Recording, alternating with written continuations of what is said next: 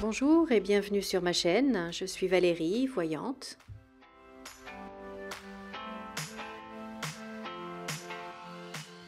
Je remercie tous mes abonnés et je souhaite la bienvenue à tous les nouveaux arrivants.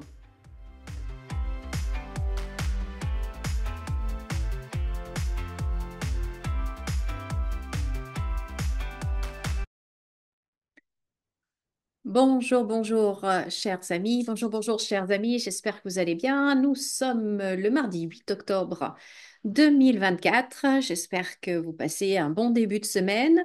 Alors nous, aujourd'hui, il pleut, mais il tombe des cordes et des cordes et des cordes. Il fait gris, j'ai dû mettre la lumière, sinon je ne vois rien à l'intérieur. Enfin bon, bref, sale temps sur la planète. En parlant de ça, alors je vais commencer ma vidéo par un coup de gueule et puis après je ferai un tirage. Donc si vous n'avez pas envie d'écouter mon coup de gueule, vous avez le droit. Je vous invite à avancer. Sinon, mon coup de gueule. Je viens d'acheter un magazine Géo sur la Corée du Sud. J'adore l'Asie et je rêve d'aller en Corée du Sud.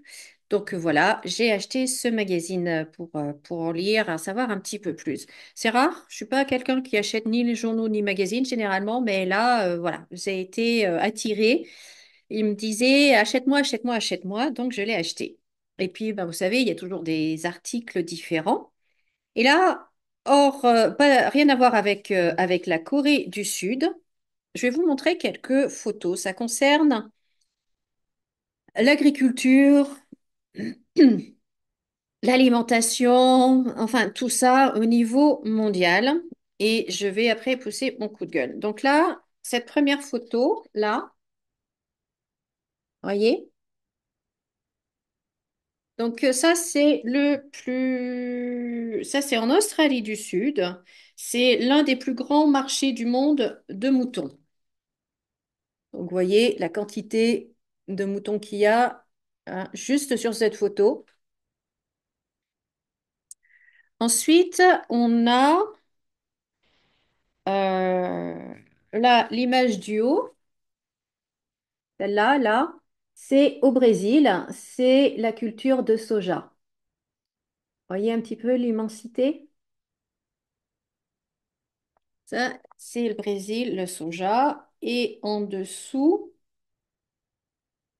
c'est un abattoir, là, en Amérique latine, ils disent pas où exactement, où 240 bêtes sont découpées en morceaux par heure. 240 vaches, euh, un bœuf, tout ça, par heure.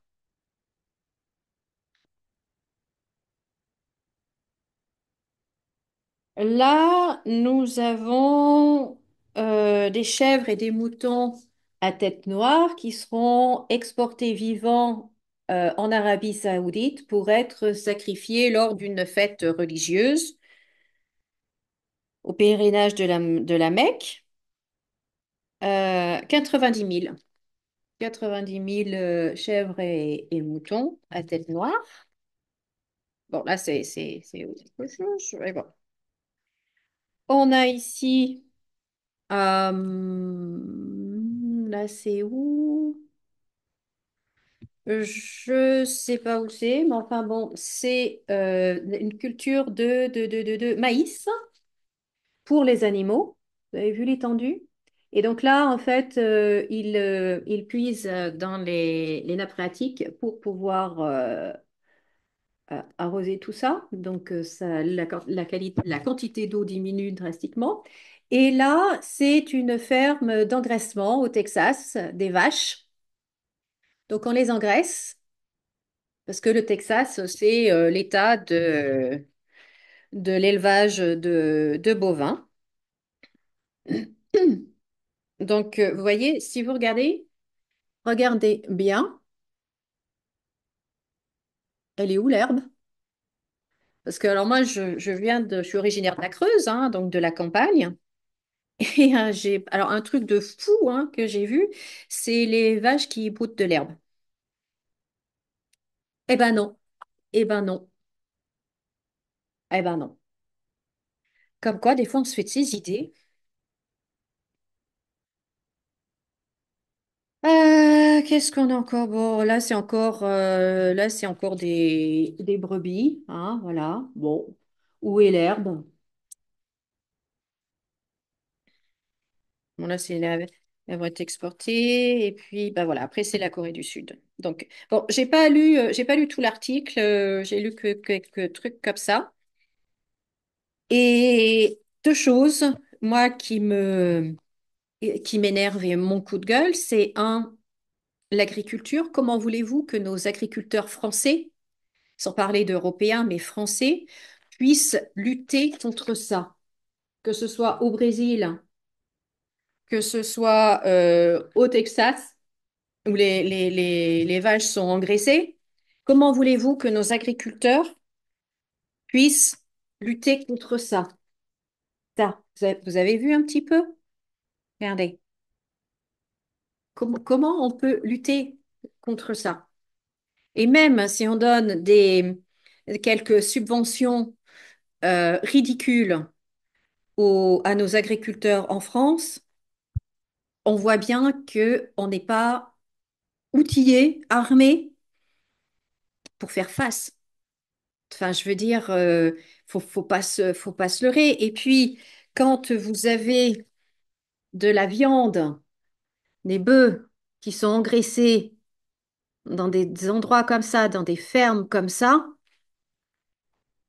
au niveau de votre santé, vous voyez un petit peu ce que vous mangez, vous voyez un peu ce qu'on mange, enfin, ce qu'on mange, c'est dégueulasse.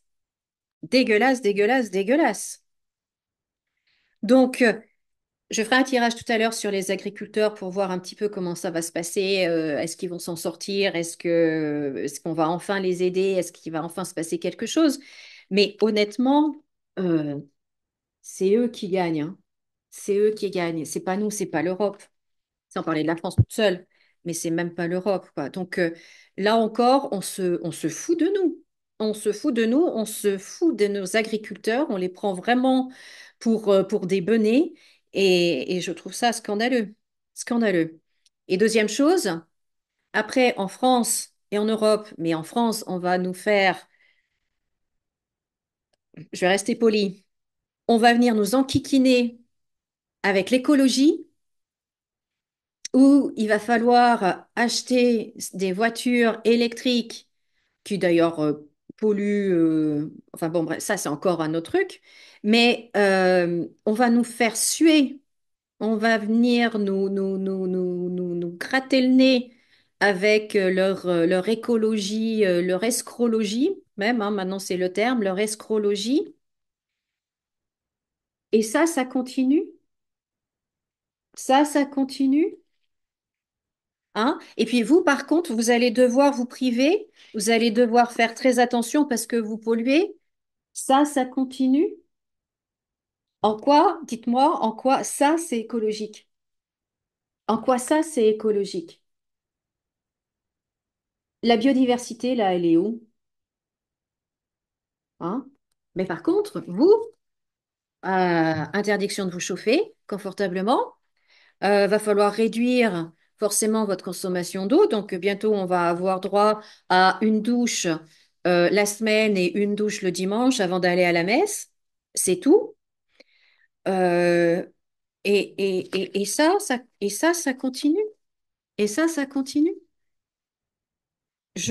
Enfin, si on se moque pas de nous, là, si c'est pas du foutage de gueule, je sais pas ce que c'est.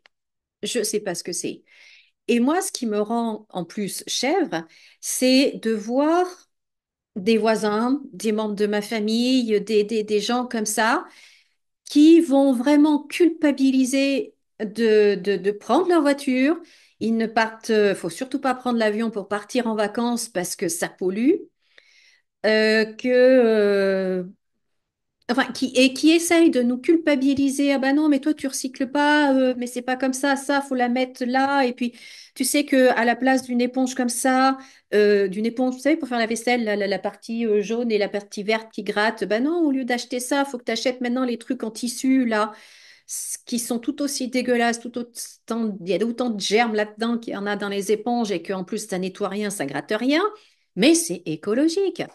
Euh, qu'il faut plus prendre de déodorant tel machin bidule parce que il y a trop de plastique parce que machin. Mais foutez-nous la paix. Foutez-nous la paix. Et vous croyez vraiment que ça va changer quelque chose, ça? Que vous arrêtiez de vous mettre du déodorant? Vous croyez vraiment que ça va changer quelque chose sur la planète? Enfin, c'est complètement con. Excusez-moi, je m'énerve. Je vais vous montrer un autre truc aussi. Attendez, bougez pas. Ça. Pas si vous voyez, ouais. Voyez ce qui est écrit quand nos ordinateurs sèment la mort. Alors, faut plus se chauffer, faut plus utiliser sa voiture, va falloir prendre des trucs électriques, mais par contre, faut que tout soit informatisé, hein. Mais voilà, qu'on envoie en Chine, parce que là c'est en Chine, hein, qu'on envoie nos déchets en Chine, dans une région de Chine ou dans une région en Afrique pour que eux, ces gens-là, en fait, hein, soient, essayent de trier pour essayer de récupérer quelques métaux, quelques grammes d'or, d'argent et de ceci et de cela. Eux, ça par contre, ça gêne personne. Ça par contre, ça doit être, c'est écologique, hein, par contre. Ça, c'est écologique. Ça me, ça m'énerve, ça m'exaspère.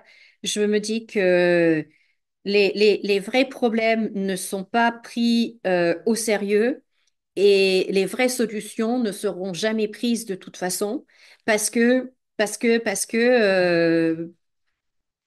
c'est que des gens qui veulent en fait s'enrichir sur notre dos et nous faire culpabiliser en plus. Et nous faire culpabiliser en plus. Ça me dégoûte. Franchement, ça me dégoûte. Ça me dégoûte.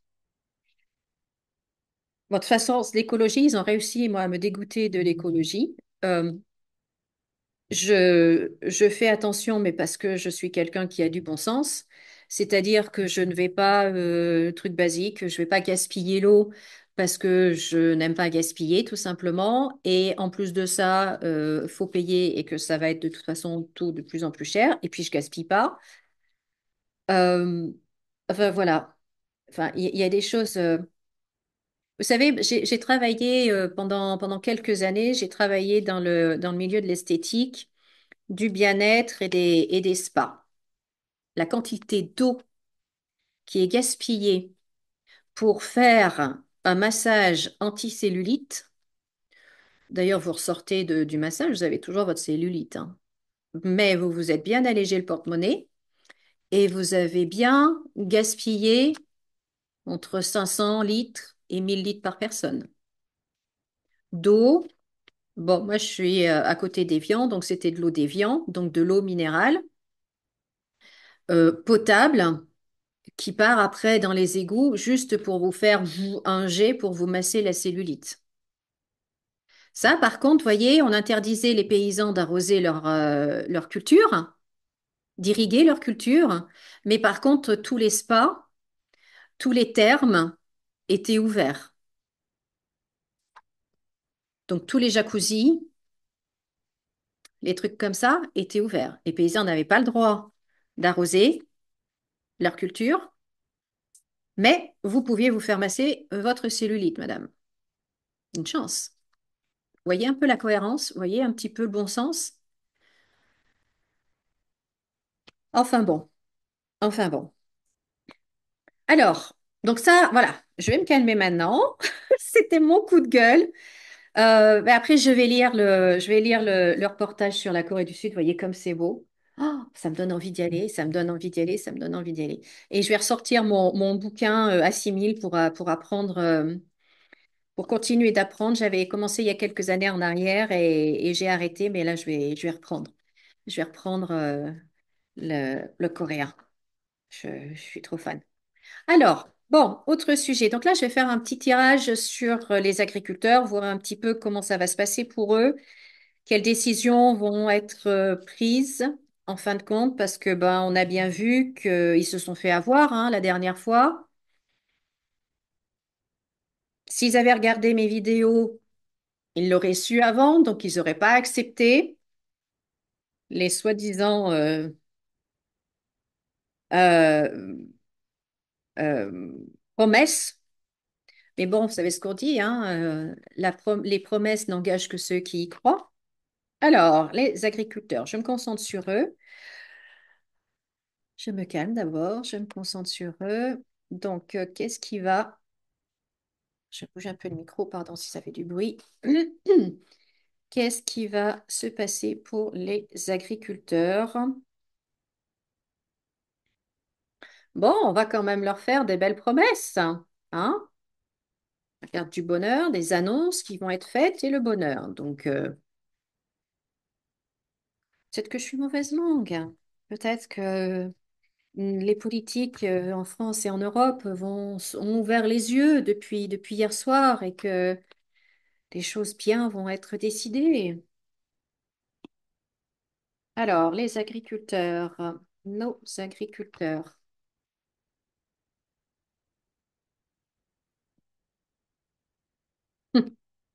Bon, on a quand même l'État, hein, on a quand même, et donc on va parler d'argent, hein. L'État va leur parler d'argent, on va parler de commerce.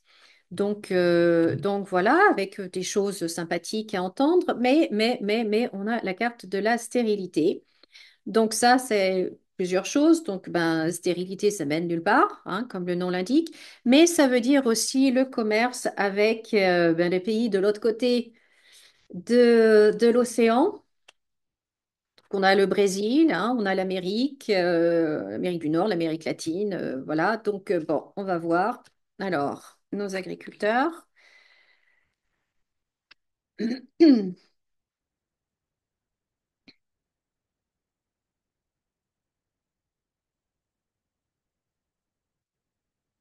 Alors, alors. Bon, sur la stérilité, vous voyez, on a la pyramide. Donc, ça veut dire que ça va vraiment aller nulle part et que les accords avec les pays étrangers, eux, par contre, ils vont vraiment avoir de plus en plus d'importance.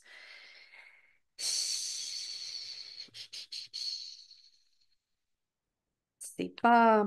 Alors, je continue.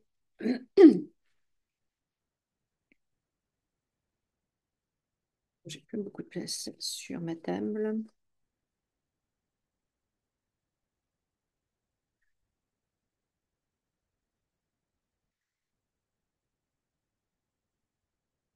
Bon, alors je pense, je sais pas où ça en est avec les accords justement transatlantiques. Je sais pas si ça a été fait, si c'est à faire, mais en tout cas, c'est une réussite, c'est-à-dire qu'ils se font, qu'ils se signent, ils se mettent d'accord. C'est voilà, c'est une réussite à ce niveau-là. Du coup,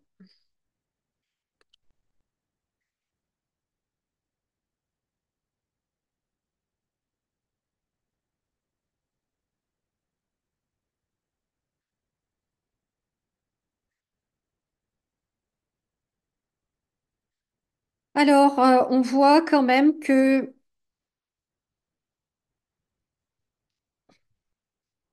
ça va être encore la même chose que la dernière fois que les agriculteurs ont manifesté.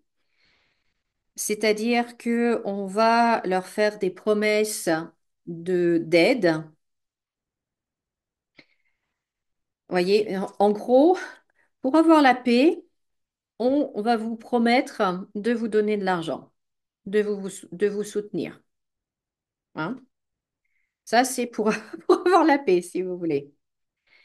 Mais autour de ça, qu'est-ce qu'on a? On a des choses cachées, ces aides qui sont bloquées, et on a en Europe, on a le serpent. Donc, ça veut dire que de toute façon, peu importe ce que le président va pouvoir dire, c'est l'Europe qui va décider. Et l'Europe, elle n'est pas en faveur. Ça, on le sait, mais ça va être encore plus flagrant. Elle n'est pas en faveur de nos agriculteurs parce qu'elle bloque tout. Elle bloque tout. Mais par contre, les contrats avec l'étranger, là par contre, oui. Et il y a beaucoup d'argent, hein. Il y a beaucoup d'argent.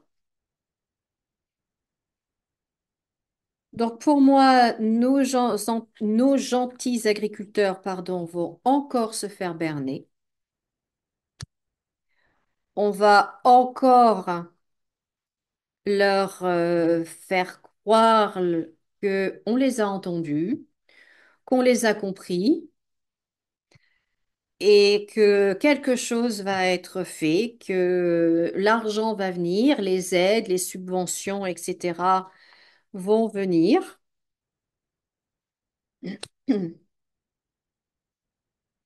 Ah, là, il y a la carte du changement, donc je vais couvrir encore. Mais de toute façon, pour ce sujet-là, la France n'est plus du tout souveraine. Donc maintenant, c'est même pas au niveau, voilà. On a la carte, donc, vous voyez, hein, les aides. Dessus, je vous ai dit, il y a la carte du changement qui est sortie. Et qu'est-ce qu'on a? On a les pertes. Donc, non seulement les aides, les aides vont être bloquées, on va leur promettre, mais il n'y a rien qui va venir. Et en plus de ça, il y a des pertes. Il y a la perte. Perte au niveau de l'agriculture. Et ouais.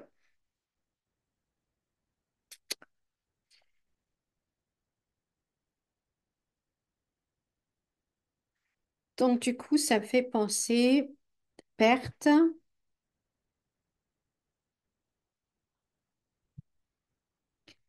Est-ce que, parce que ça peut être, ça peut être deux choses. Ça peut être soit l'Europe provoque des pertes à nos agriculteurs par leurs décisions, par leurs lois, par le marché avec, avec l'étranger. Soit c'est les agriculteurs qui créent une pénurie au niveau d'alimentation. Je vais voir si on va avoir.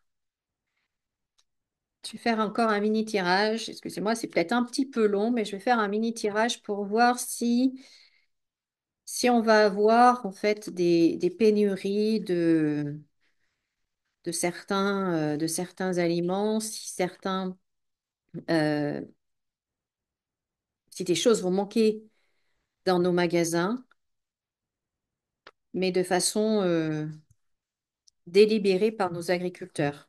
La coupe, l'homme des disputes. Bon, est-ce qu'il y a quelqu'un d'un syndicat qui va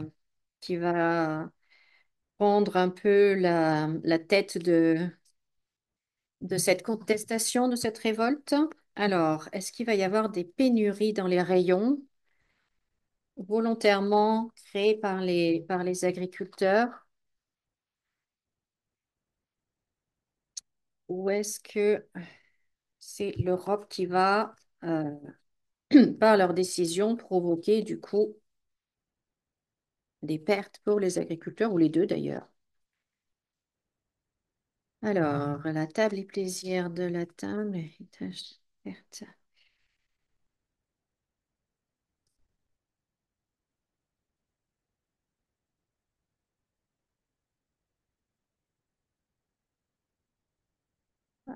Voilà.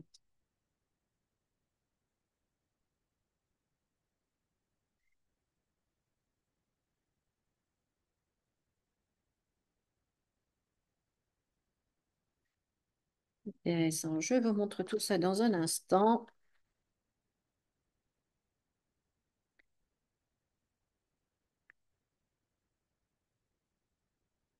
Bon, il va y avoir perte financière hein, pour les agriculteurs.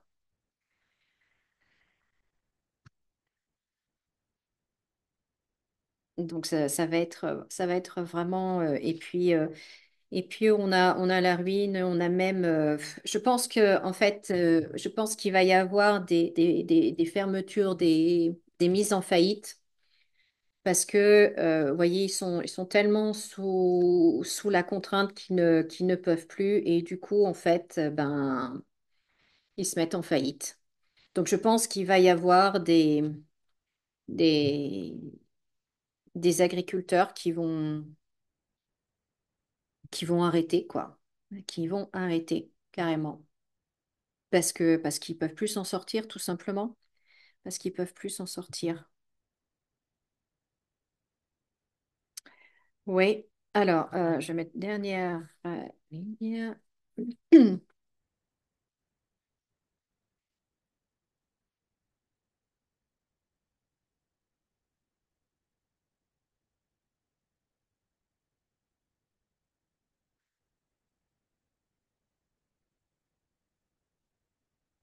Ouais, donc on retrouve toujours hein, le commerce, la réussite sur le commerce donc avec l'étranger. Donc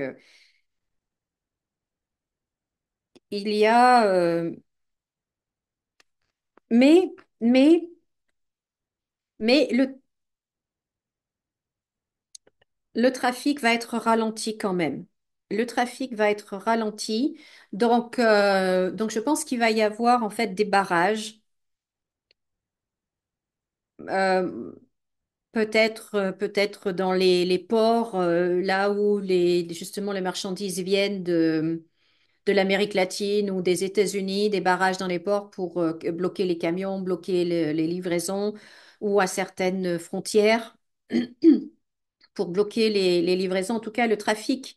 La circulation des denrées va être perturbée, va même être bloquée. Donc, je pense que les agriculteurs vont bloquer euh, la circulation. Hum. Donc, c'est peut-être pour ça qu'il y aura aussi un peu de pénurie, que certains rayons vont être vides.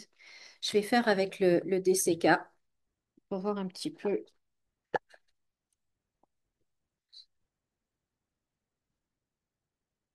Hum.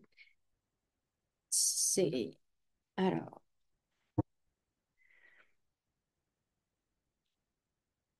Mais pour moi, ça ne, honnêtement, je pense que ça ne servira à rien, puisque c'est à Bruxelles que ça se décide, et que malheureusement, en France, maintenant, on n'est plus souverain du tout. Et ce n'est pas nos politiques et ce n'est pas notre nouveau gouvernement qui va décider réellement de, de l'agriculture en France. C'est au niveau de l'Europe, c'est au niveau de la Commission européenne que ça se décide, au niveau de Bruxelles. Donc là, vous voyez, on retrouve l'Assemblée nationale, mais on a le cœur brisé. Donc, ce qui va être décidé, ça ne va pas être positif. Oui, donc concernant, vous voyez, l'agriculture, l'agriculture encore qui ressort.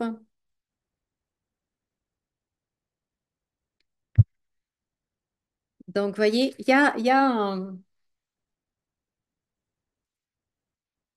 a une véritable volonté, je pense, de créer un, un- comment dire, un unique pays, comme les États-Unis, si vous voulez. Ben, ils veulent vraiment créer les États-Unis d'Europe, où en fait, il n'y a plus une agriculture française, il n'y a plus une agriculture italienne, il n'y a plus une agriculture, etc., etc., et que tout est fait, mis ensemble.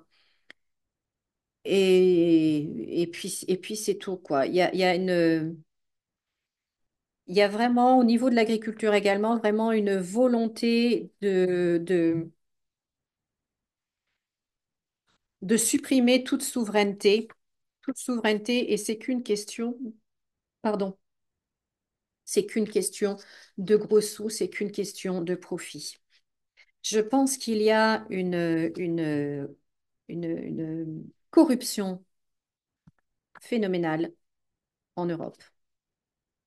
On parle de certains pays en Amérique latine, etc. Mais je pense que notre, euh, notre continent est gangréné par la corruption. Vraiment, vraiment, vraiment, vraiment. Et les agriculteurs, si vous êtes agriculteur et que vous regardez cette vidéo, c'est pas la peine de vous attaquer à la France, de faire des manifestations en France. Honnêtement, ça ne servira à rien. C'est pas là, en fait, que les décisions sont prises, c'est que on n'a que des exécutants, en fait, de Bruxelles, et c'est à Bruxelles qu'il faut aller, c'est là-bas qu'il faut taper. Euh, Symboliquement, hein, je fasse attention à ce que je dis. Donc, c'est, voilà, parce que c'est pas la France. C'est pas la France. Et puis, quand vous avez vu les photos que je vous ai montrées tout à l'heure, comment voulez-vous que notre petit paysan, comment voulez-vous que mon copain d'enfance qui a sa ferme en Creuse à côté de chez moi puisse lutter contre des géants comme ce que je vous ai montré? C'est juste pas possible, quoi. C'est juste pas possible. Même si je suis persuadée que lui, il peut manger la viande de son cheptel, je suis pas sûre que les Texans mangent la viande de leur vache engraissée. Là, j'en suis pas sûre. J'en suis pas sûre. Mais bon, c'est comme ça. C'est comme ça, c'est comme ça. Bon, bah écoutez, voilà, bah, ça a été une vidéo un petit peu plus longue que ce que je pensais faire au départ. Si vous êtes encore là, bah écoutez, je vous remercie beaucoup de m'avoir écouté. Dites-moi ce que vous en pensez dans les commentaires. Et puis, pensez à liker ma vidéo, à vous abonner à ma chaîne si ce n'est pas déjà fait. Et puis, je vous souhaite de passer une très, très belle journée. Et je vous dis à très bientôt. Et comme d'habitude, souriez et rayonnez. À bientôt.